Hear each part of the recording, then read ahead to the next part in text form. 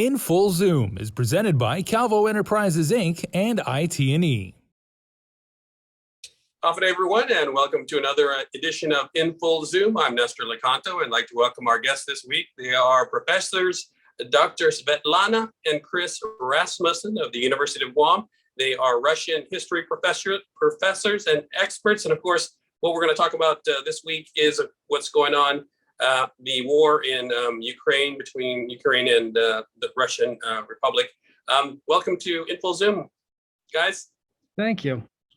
Good morning. Right, let's set the table first. Tell us a little bit about your backgrounds, and let me start with you, Svetlana. So I'm actually a teacher of world history at the Academy of Our Lady of Guam, but I got my PhD in Russian history in 2019 from the University of Nebraska. I study Russian education, but I'm a native Russian. I first came to the US in 2006, and it's been a long journey in the US ever since. All right, and Chris? Yeah, and one thing, I'm an American historian, although I did live in Russia. And what I do study the Cold War. And so the kind of this long relationship between the United States and not so good relationship between the United States and the Soviet Union is something that I'm really interested in. And I got my PhD, like Svetlana, from the University of Nebraska back in 2008. And, all right. And teach here at University of Guam. All right, so the topic at hand, of course, the world's eyes are on what's going on in Ukraine. Tell us, let me start with you, Svetlana. Why did Russia and Vladimir Putin in particular decide to invade Ukraine, if that's the correct way to phrase that? I'm not sure anybody can get into Putin's head, but I think the decision has been made a long time ago. There were preparations. The troops, 150 to 200,000 troops were put in full readiness on the border. They was transported the troops very gradually, started in December, Russians did. But other signs tell us that Putin has been preparing for this war for several years.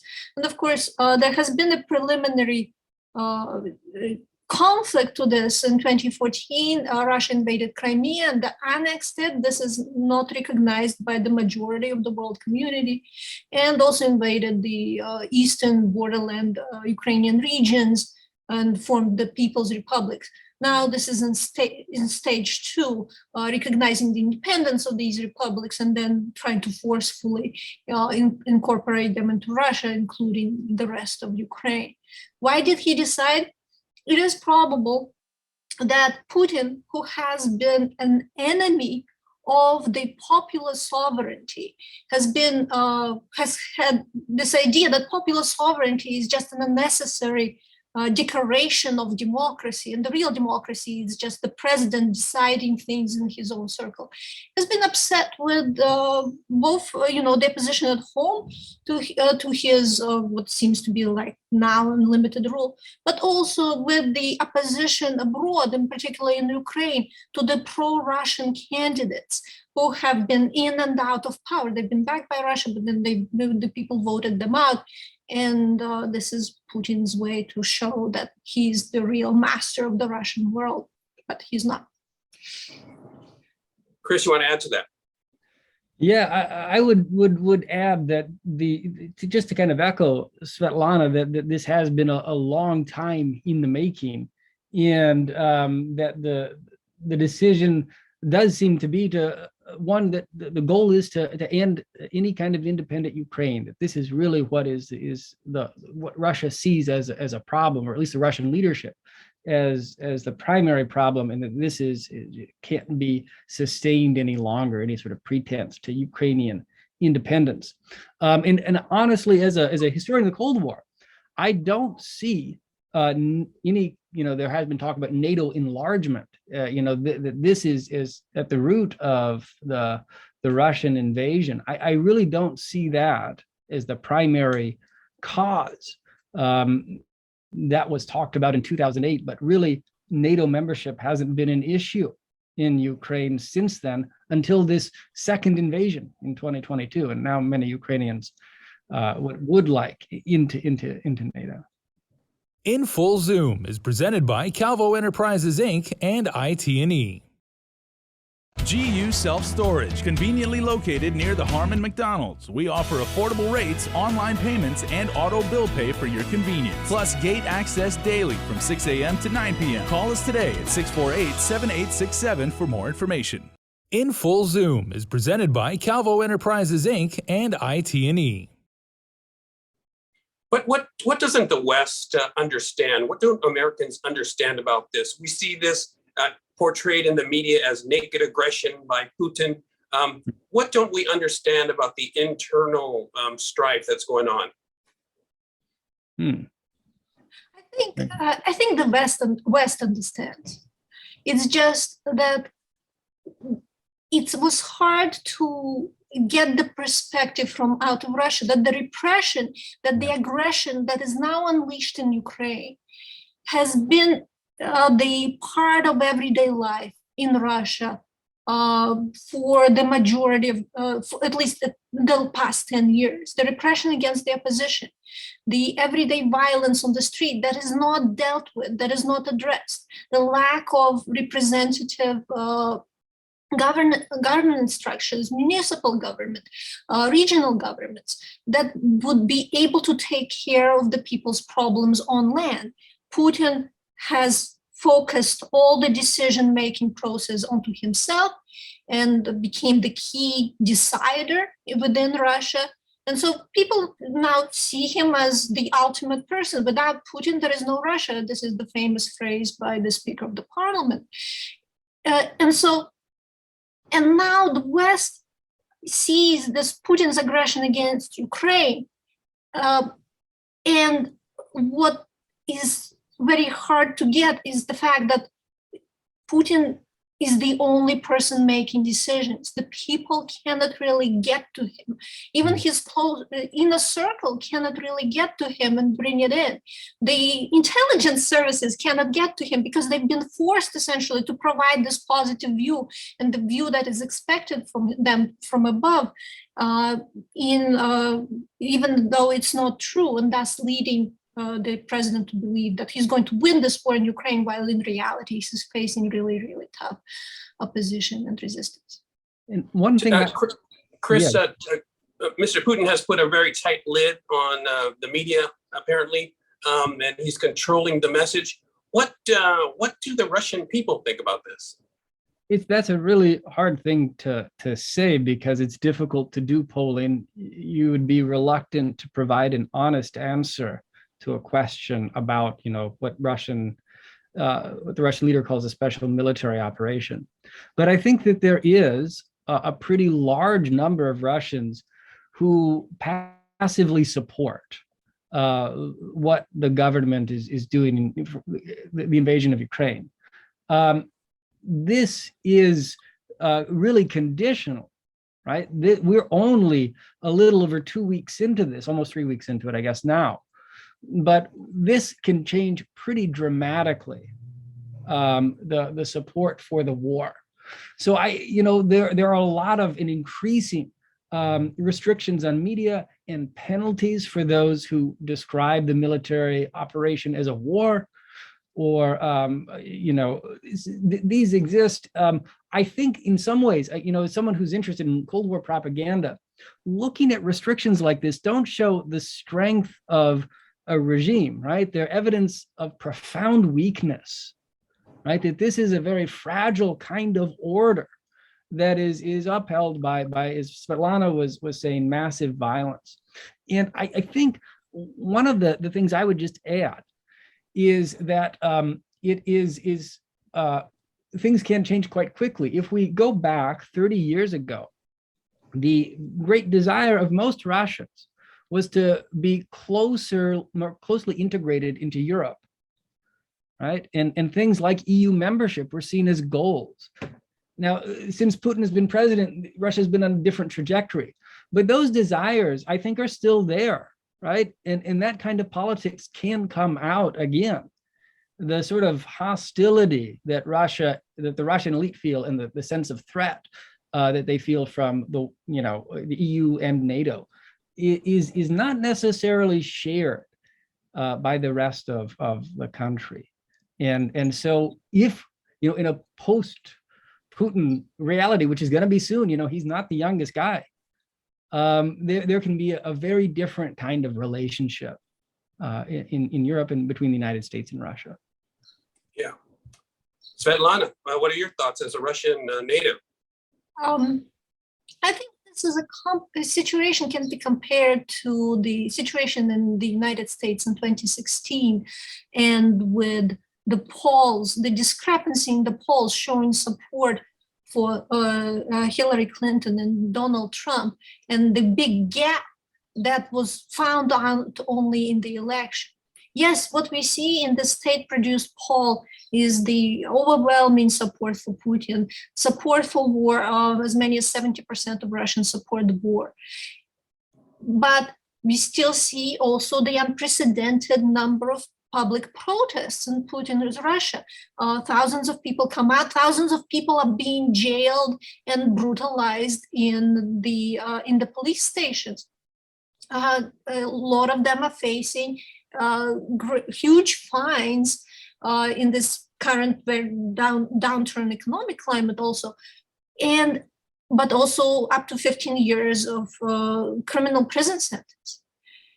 But still, in this situation, it just happened on Monday, right? In Russia, a person came, the editor of the news, the first channel, the channel that broadcasts, the only channel that actually broadcasts onto the entirety, 98% of TV stations in Russia, is in the news. An editor came out with a poster, the anti-war poster. She was apprehended, but she had this 2 seconds, up on air. And her courage, I think, is the manifestation, is the voicing of the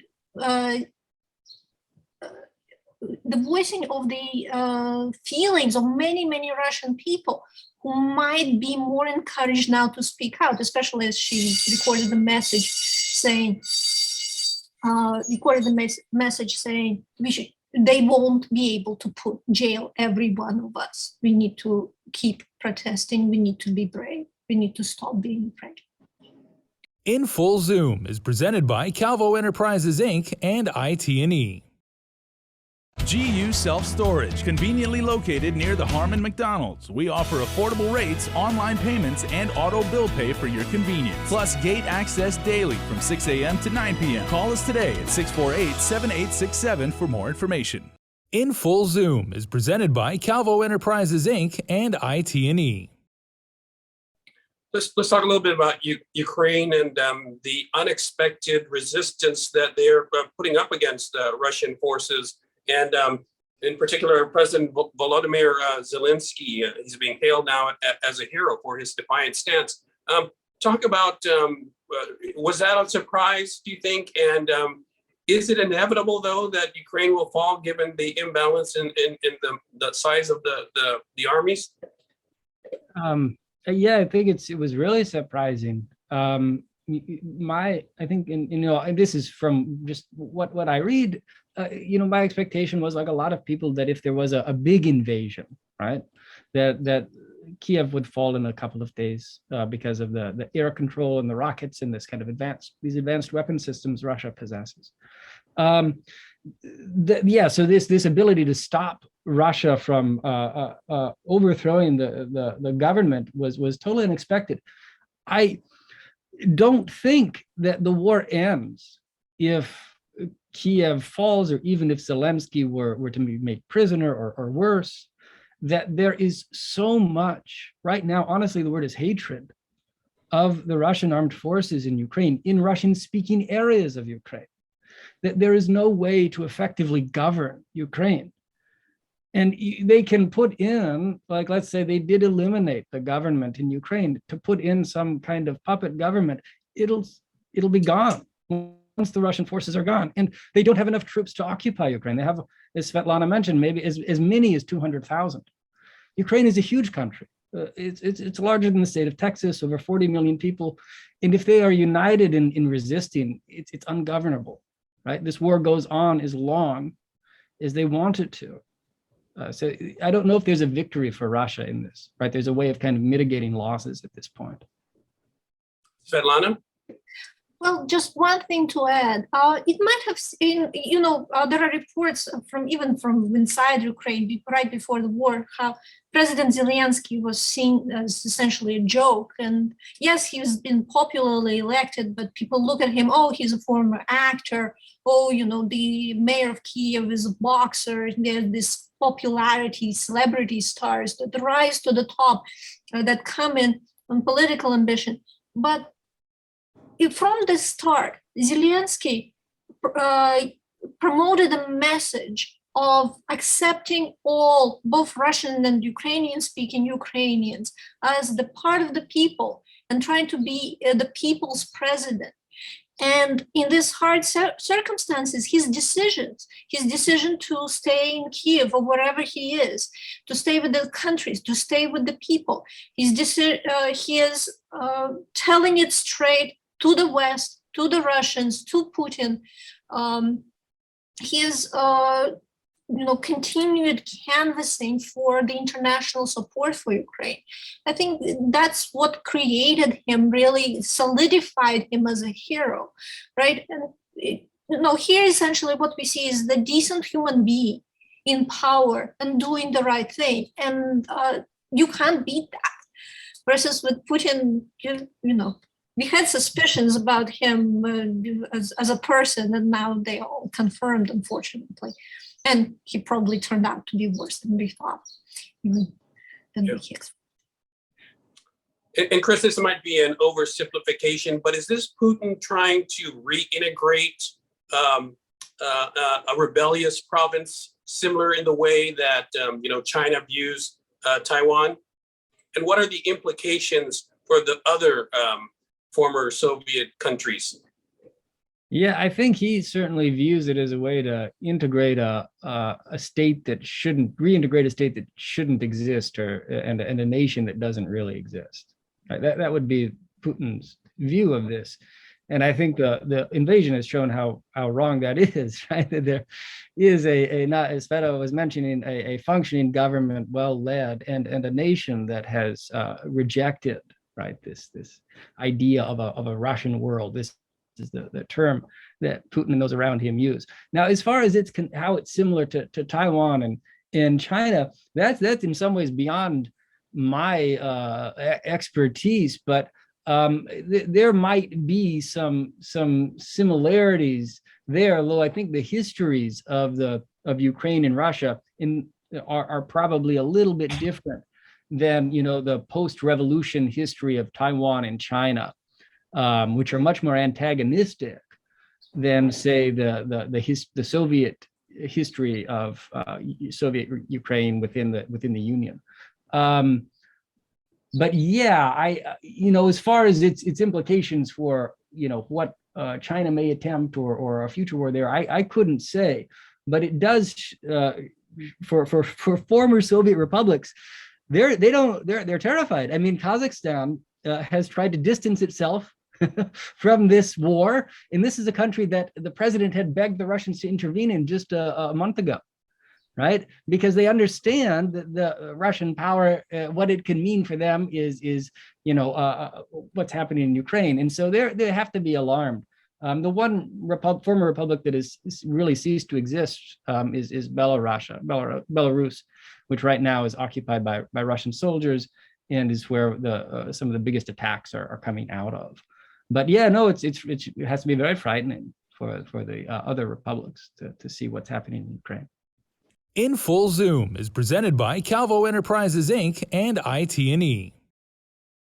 GU Self-Storage, conveniently located near the Harmon McDonald's. We offer affordable rates, online payments, and auto bill pay for your convenience. Plus gate access daily from 6 a.m. to 9 p.m. Call us today at 648-7867 for more information. In Full Zoom is presented by Calvo Enterprises Inc. and IT&E.